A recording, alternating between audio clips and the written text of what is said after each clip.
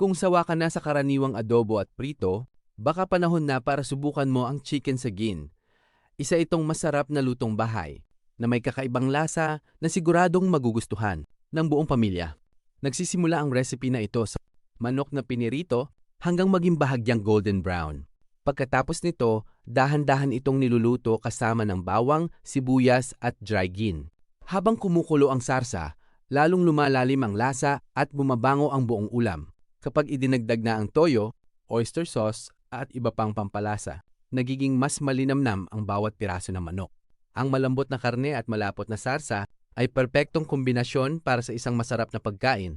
Isa ito sa mga recipe na simple lang lutuin pero talagang espesyal ang lasa. Kaya naman bagay na bagay ito sa tanghalian, hapunan, at kahit sa mga espesyal na okasyon. Kung gusto mong malaman ang kumpletong recipe, eksaktong sukat ng mga sangkap, at step-by-step na paraan ng pagluluto, panoorin ang full recipe sa aming long video dito sa Sangkap Sarap TV. Happy cooking!